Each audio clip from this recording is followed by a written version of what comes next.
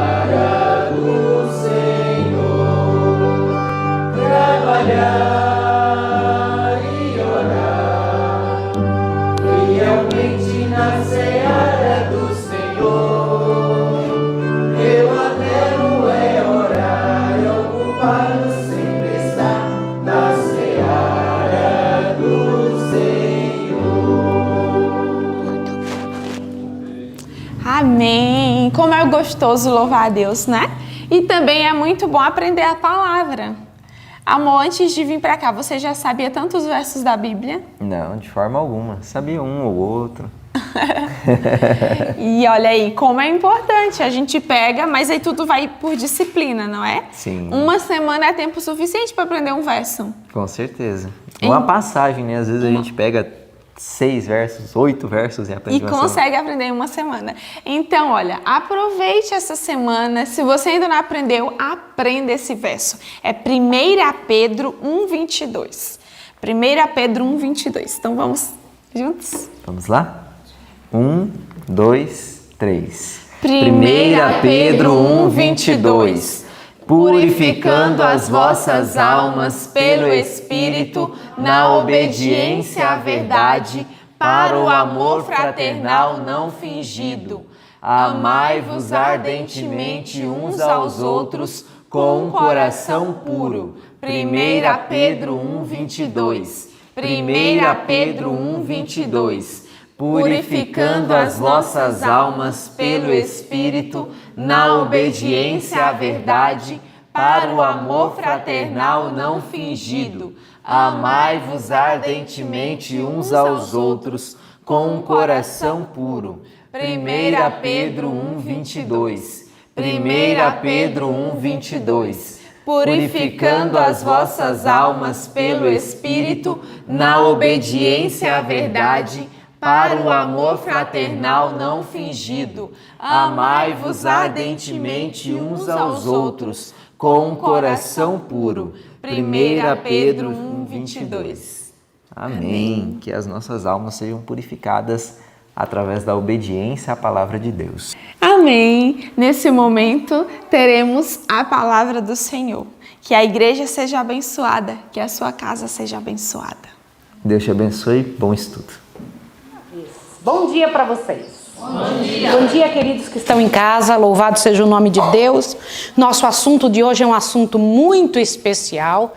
Queridos, bendito seja Deus porque podemos, por sua graça, estarmos envolvidos agora na mensagem desta manhã. Vamos abrir a nossa Bíblia em Mateus capítulo 5, bora?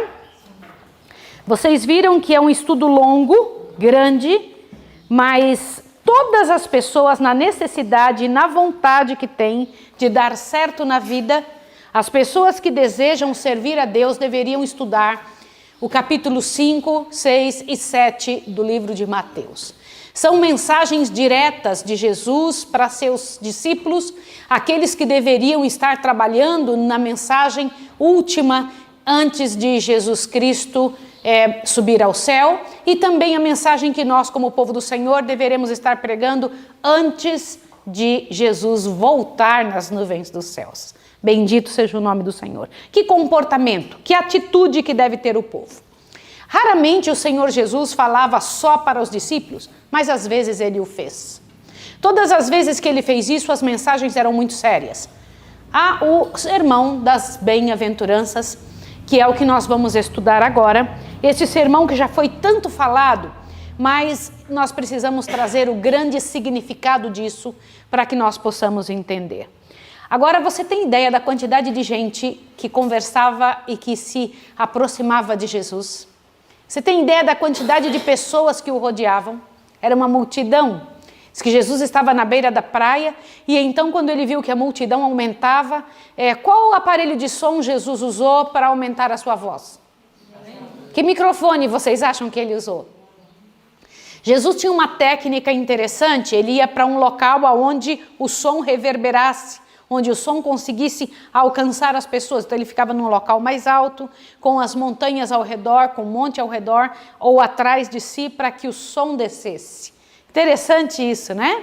E eu acho isso muito interessante, a maneira como Jesus trabalhava para que o seu grande microfone funcionasse, né, na voz de Jesus. E ali estavam os discípulos ao redor e ele começou a falar de uma maneira muito prática.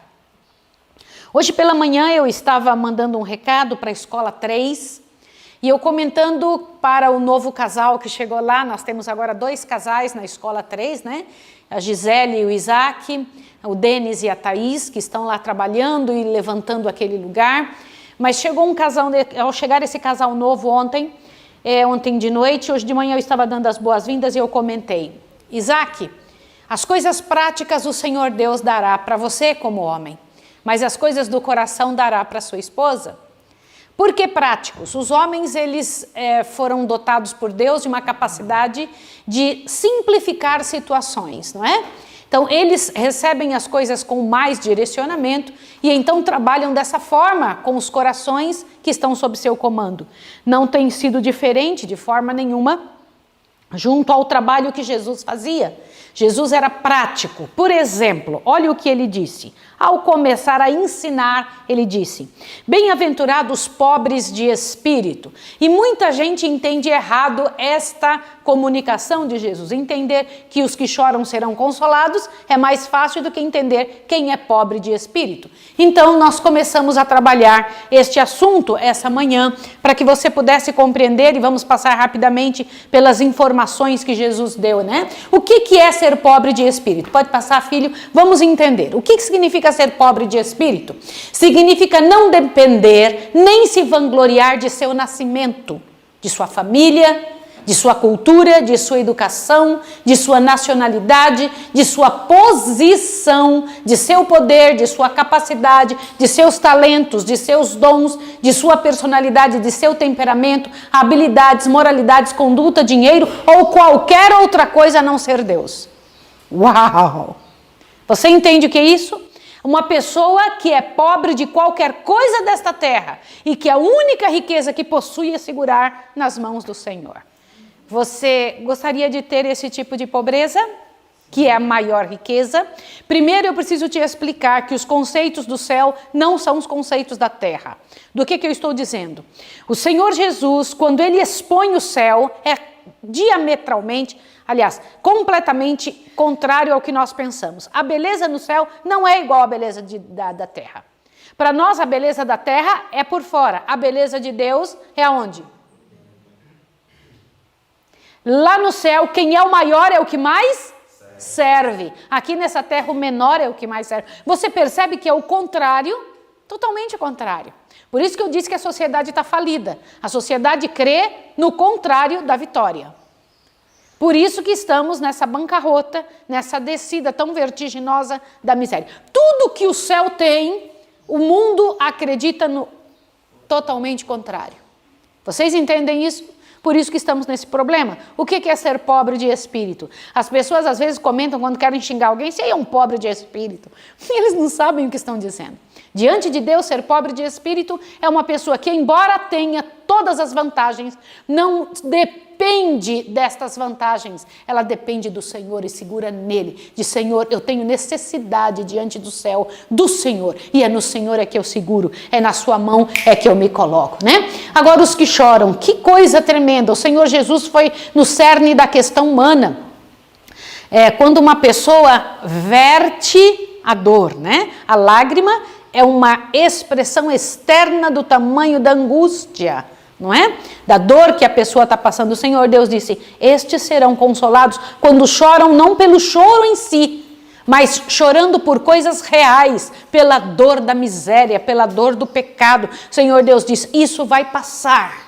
Quando ele diz que vai limpar dos nossos olhos toda lágrima, é esse tipo de lágrima que ele comenta que é a que precisa de consolo. Qual lágrima precisa de consolo? Quando você chora pelas verdadeiras dores, pelas verdadeiras angústias. Não chorar porque não tenho carro.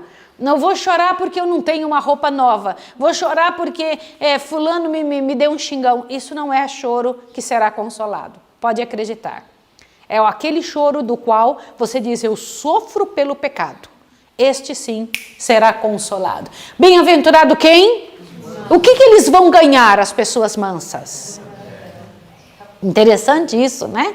Sabe essas pessoas explosivas que têm aquela síndrome de Gabriela, eu nasci assim, eu cresci assim, eu sou mesmo assim, vou ser sempre assim. Né?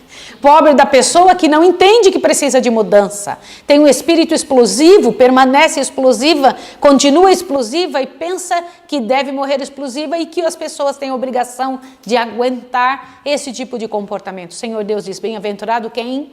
Os mansos, porque eles herdarão a terra. É uma característica 100% de Jesus. As bem-aventuranças continuam dizendo, bem-aventurados que têm fome e sede de justiça. Que interessante, porque serão o quê?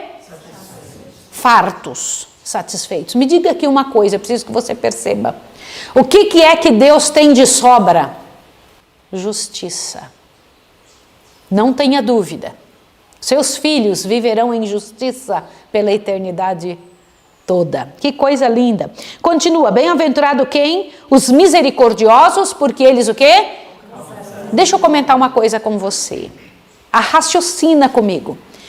Nenhuma pessoa que batalha contra o pecado do outro receberá de Deus o mesmo. Olha o que eu vou falar para você. Receberá de Deus a misericórdia. A pessoa que é misericordiosa, ela receberá misericórdia. É assim. Se nós não desenvolvermos este talento que vem de Deus, essa responsabilidade que vem do Senhor, jamais conseguiremos alcançar ou estar diante daquilo que o Senhor Deus espera que sejamos. Esse verso 8 do capítulo 5 é muito importante. Diz, bem-aventurado quem? Quem, queridos? Os puros de coração, porque eles verão a Deus. Irmãos, o que é ser puro de coração? Como eu disse, a sociedade desse mundo está totalmente contrária. As pessoas hoje elas são maliciosas. Maliciosas em todos os sentidos, não só no sentido sexual ou sensual. Porque esse puro de coração não quer dizer só desta área, embora também esteja falando disso. O que significa ser puro de coração? É um pouco mais do que trabalhar a situação. Olhe bem o que eu vou dizer para você. Leia esta frase. Jesus sofreu com os debates com os ultra-ortodoxos da época, que davam um valor excessivo à pureza física e higiênica. Tá certo? Agora, o que Jesus tentou dizer? Enquanto que negligenciavam a pureza do quê? Espiritual.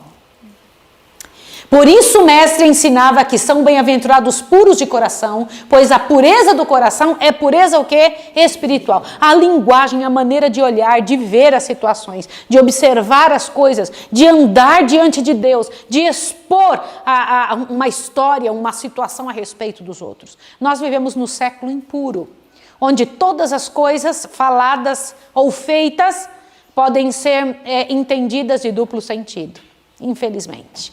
Não é assim no reino de Deus. Quando o anjo comenta ou quando o céu comenta alguma coisa, é aquilo. E com a coisa mais simples da terra, sem rebusque nenhum. Não é com aquele tipo de ideia de hoje nós estamos cheios de ismos, né? Onde o mundo de hoje entende da seguinte maneira: isso não quer dizer bem isto.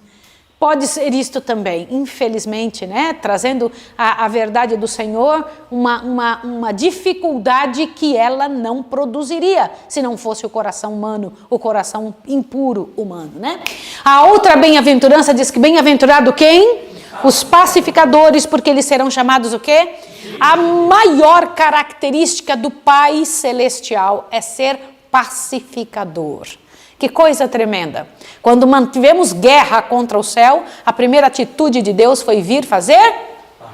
Trazer paz. Fazer paz. Posso dizer uma coisa a você? Jesus é chamado príncipe da paz. Satanás é chamado príncipe da guerra. Que coisa tremenda. Totalmente, completamente oposto um do outro. Quem é o rei da guerra? Satanás. Quem é o rei da paz?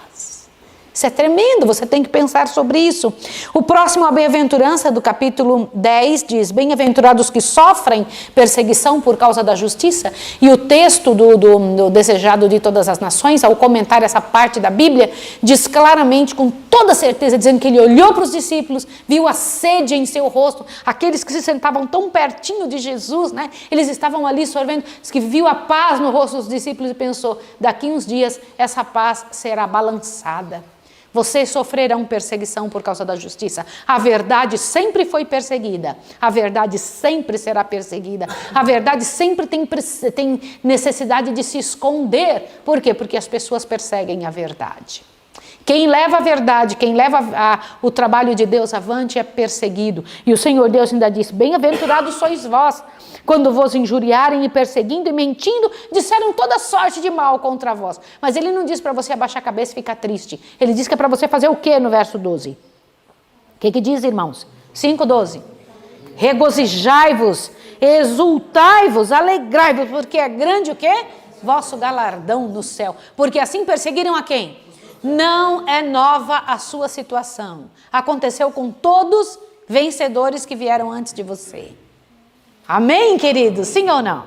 Mas o Senhor Deus continua dizendo: vós sois o sal da terra, né? E a luz do mundo. Gente, que coisa interessante. Dando sabor ao que se passa, né? E purificando aonde vai, porque essa é uma das características do sal. E dando claridade, clareza, iluminando o caminho por onde vai. Esta é a ação de quem serve ao Senhor. Ele diz claramente que deve resplandecer a nossa luz diante dos homens. Quando as pessoas olham para nós, quando as pessoas observam nossa vida, tem que ser para eles um exemplo. Você tem que ser um exemplo de vida, um exemplo de serviço, um exemplo de linguagem, um exemplo de alegria, um exemplo de simpatia, um exemplo de posicionamento diante do mundo. Sempre deve ser. Você é a luz do mundo. E o Senhor Jesus ainda comenta que ele não veio destruir a lei. Ele precisava dizer isso na frente daquelas pessoas. Não vim, eu vim para cumprir. E o negócio para ele era tão sério, ele falou, ainda que o céu e a terra passem, nem um jota ou um tio se omitirá da lei sem que tudo seja cumprido. Aí as pessoas falam, mas ele já cumpriu, por isso... É uma linguagem tão destituída de razão, dizer que porque Jesus cumpriu a lei, nós não precisamos cumprir. É um mínimo de incompreensão de texto. Dizer que quando a lei, Jesus disse, eu cumpri a lei, então você não precisa mais cumprir. Isso é um absurdo. Então, a lei de Deus que diz que não pode matar, após Jesus ter cumprido, eu posso matar agora? É interessante isso, é um negócio bem estranho, que as pessoas dizem sem nenhum motivo. E Jesus foi claro, não vai ser mudado nada da lei até o último dia da história da terra, né? E ele comenta, Jesus, além de não ter mudado a lei, te assusta agora, Jesus também ampliou o significado da lei. Ele não simplesmente disse que a lei está válida, ele tornou aquilo que o pessoal dizia, olha, você não deve matar ninguém, ele disse que só o pensar e ter ódio de alguém já é assassinato. Não é interessante isso? Observe isso daqui, ó. Olha, leia isso daqui, por favor, que você precisa entender isso daqui. A salvação, vamos juntos, 1, 2, 3. A salvação não é uma recompensa para o justo, mas um presente para o culpado. Compreendeu isso? Sim ou não? Entenderam a seriedade disso? Por que isso é tão sério? Para você entender por que precisamos da lei. Continuemos. Os homens podem professar fé na verdade, mas se ela não os torna sinceros, bondosos, pacientes, dominados, tomando prazer nas coisas de cima, é uma maldição ao seu possuidor. E por meio de sua influência, uma maldição para o mundo. Uma pessoa que diz que é cristão e não age de acordo com os ditames da lei de Deus, ela é uma maldição para o mundo. Você entende a seriedade disso? Avante, observa agora esses detalhes. Eu sei que a letra está pequena, mas eu vou tentar ler com você, tá? Vamos lá, porque esse é o resumo destes detalhes do capítulo 6, do final do capítulo 5. Diz assim, ó, o homicídio existe primeiro aonde, irmãos? Não existe a situação que o pessoal costuma dizer, quando eu vi aconteceu. Não existe isso. A pessoa primeiro, ó, todo castelo na terra foi um dia um castelo no ar. O que é isso? Tudo aquilo que você edificou na terra, primeiro você pensou. Você primeiro analisou, você imaginou. É aqui dentro da cabeça que você criou esse castelo antes dele se tornar um castelo real, físico no chão. Então, as nossas atitudes, elas começam aonde? Na mente, avante. A lei de Deus declara que pelo mau pensamento ou cobiçoso olhar é transgredida a lei divina. Não é só não adulterarás. Aonde começa o pecado do adultério? Entende isso? Então, nós temos que ter um tremendo de um cuidado nesse sentido. Aquele que dá lugar ao ódio no coração está se colocando no caminho do assassínio e suas ofertas são o quê? Ofensivas a Deus.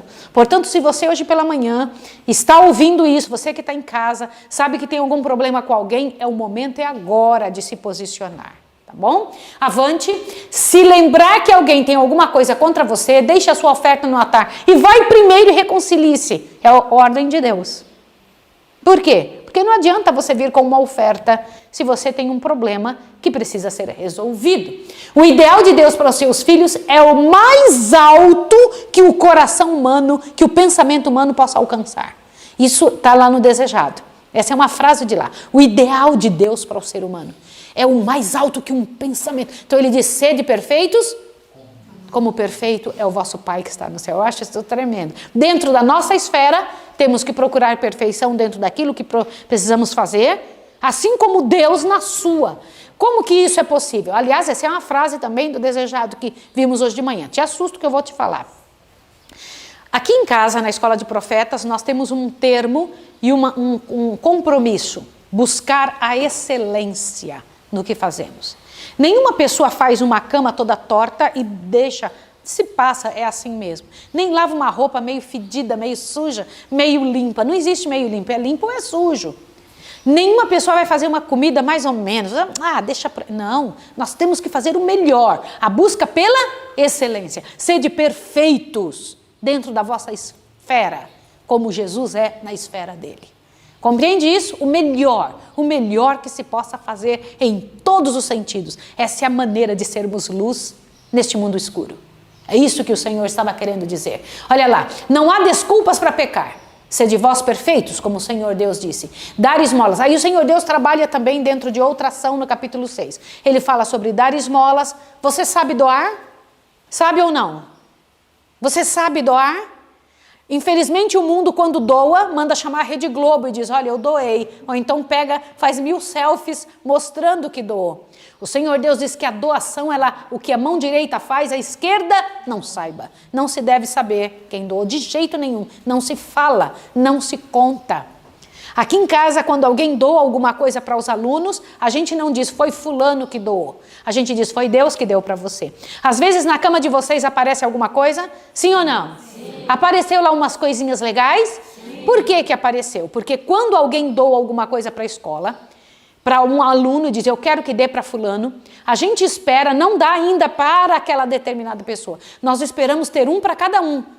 Porque senão não adianta, uma pessoa só receber, não existe isso. Todos ajudaram para que o trabalho fosse feito. Não existe um trabalho maior ou pior ou menor dentro dessa escola. Todos trabalham no mesmo nível. Uma pessoa que está cuidando de um paciente, ela não merece mais do que quem está cuidando da horta para dar a comida ao paciente. Uma pessoa que está cuidando de uma enfermidade, tratando ali como um médico missionário, não merece mais do que quem está arrumando a cama do paciente, deixando tudo limpo e organizado, limpando aquele quarto. Isso é muito importante para nós, dentro da escola de profetas, para que todos tenham valor. Então, se alguém quer gratificar um aluno, ao tentar gratificar, ele está tornando aquela pessoa especial. E todos são especiais. Por isso que ao entregar um presente aqui dentro, nós esperamos ter para todos. E coloca em cima da cama da pessoa com o nome dela. Aí ela não vai saber quem foi que deu, para ela não se sentir devedora para ninguém. Ela vai sentir devedora a quem? Ao Deus eterno. Obrigada, Senhor, porque eu ganhei esse presente aqui. Não é legal isso? Como se dá esmolas, o Senhor Deus disse. Ele comentou sobre o jejuar também, para que quando jejuasse não fizesse aquela cara de, ai, olha só, eu estou aqui triste, para que todos soubessem. Ou mesmo orar, que eles oravam, faziam longas orações para parecer muito santos. Jesus disse, nada disso tem importância para mim. Não é assim que funciona. O Senhor Deus diz, não é desta maneira que eu trabalho. O Senhor Deus comentou sobre o divórcio, lembra disso? Sim ou não? Que o divórcio, vocês dão carta de divórcio. Eu quero dizer para vocês que quando alguém se envolve sexualmente com alguém que foi casado e que foi repudiado, está cometendo adultério. Irmãos, ouçam aqui. Há algum tempo eu tenho visto que pouco se fala sobre isso e é preciso que você compreenda. O que é adultério? É qualquer coisa que uma pessoa faça fora do casamento dela, seja pela internet, seja sozinho em masturbação, qualquer coisa envolvendo sexo que não seja com a pessoa com quem ela casou. É isso aí. Isso é adultério.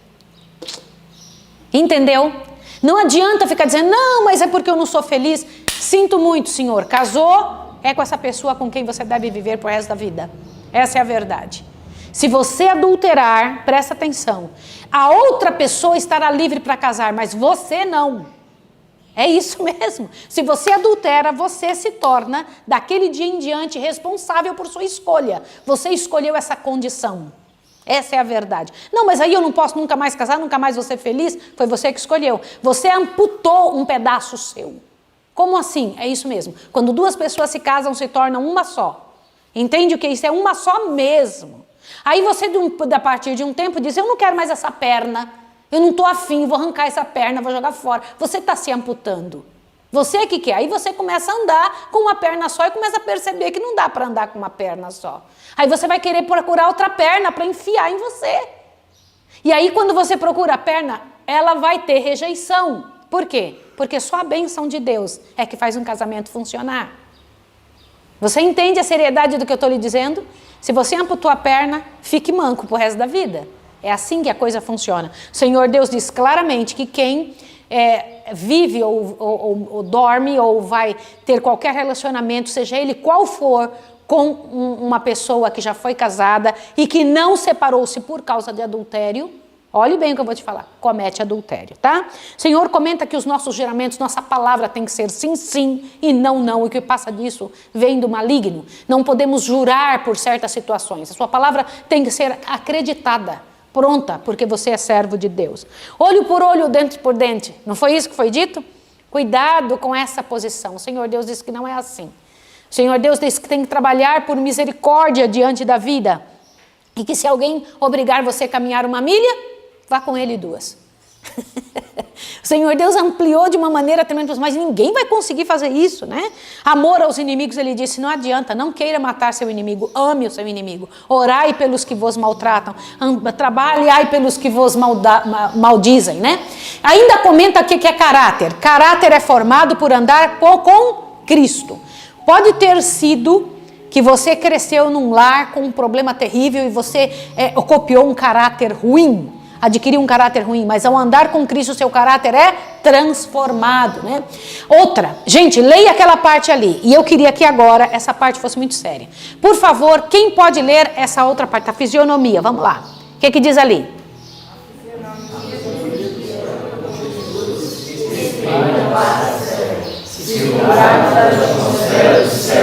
Para essas pessoas começou o reino de Deus. Peraí, eu vou ler agora para os que estão em casa, tá certo?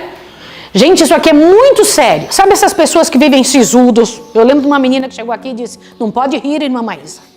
Não pode rir. Não pode, é pecado, ela falou. Não dê risada. Eu ficava, mas que coisa terrível, né? Ela não podia ver nenhum mal que ela fazia assim. Ninguém podia estar rindo, que ela achava terrível. Eu fico, mas que cristianismo estranho é esse? Olha o que pegamos no material hoje, ó. A fisionomia dos que andam com Jesus exprime o quê? A paz do céu, tá bom? Circundados da atmosfera do céu. E eles exprimem isso, tá certo? Para estas pessoas começou o reino de Deus. Aleluia. Ninguém pode servir a 2 senhores. Pode, gente? Ele vai amar um. Não adianta andar, gente, um pé em cada canoa. Não firma ninguém no barco. Tenta imaginar uma pessoa, um pé em cada canoa. Pense, imagine que sofrimento. Isso não firma ninguém. Não adianta, escolha qual barco você vai querer. Até o diabo quer que você decida logo. De que lado você está? Você está aqui ou está lá? Rápido, rápido. É isso que ele diz, né? Vamos lá. Pureza e firmeza de propósitos. O Senhor Deus diz, se teus olhos forem bons, todo o teu corpo será bom. A maneira como você enxerga as coisas. Sabe aquela pessoa maliciosa que vive dizendo, eita, olha lá, não sei não, né? Aquela pessoa ali, nem é, gente, nem é, mas a pessoa tem um coração tão ruim que mede as pessoas de acordo consigo mesma. Com seus próprias quedas, com seu próprio coração, tá certo? O Senhor Deus é muito cuidadoso. Diz que os nossos tesouros têm que estar aonde? No céu. Ajunte tesouros lá. Senhor Jesus dizer aqui, não. Luz e trevas não andam junto. Não adianta a pessoa dizer assim, não tem problema. Eu vou viver um pouquinho nas trevas. Não, você não tem que estar nas trevas. O Senhor Deus diz que luz e trevas não andam juntas de jeito nenhum, né? Os 2 senhores, o Senhor Deus falou, e não andeis ansiosos. Ele foi claro em dizer, não andeis ansiosos com coisa alguma, né? Vocês valem mais do que os pássaros. Não vos inquieteis com o dia de amanhã. Diz que são os olha o que eu vou te falar, os ímpios é que se preocupam com o que vão comer, com o que vão se vestir. Ah, isso dói, não dói? Você pensar que Deus diz que são os ímpios que se preocupam com essa parte. Ainda diz, obras não compram a salvação, mas elas são evidência de quem é que comanda você. Obras não compram a salvação, mas são a evidência de quem é que te comanda. Sim ou não? Não adianta dizer que você é cristão se você não segue ao Senhor Deus da maneira correta. Como é sério dizer, Senhor, aquele que escuta as minhas palavras, edifica a sua casa sobre a rocha, essa casa não vai cair, não é isso? Porque o Senhor Deus diz, existem 2 caminhos, escolhe qual caminho que você tem que seguir. Há 2 caminhos neste mundo para escolheres,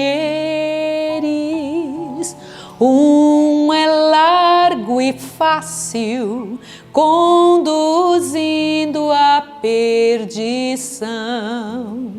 Outro é Cristo e pode dar-te plena salvação. Hoje escolhes de que lado queres, pois ficar. Estreita é a porta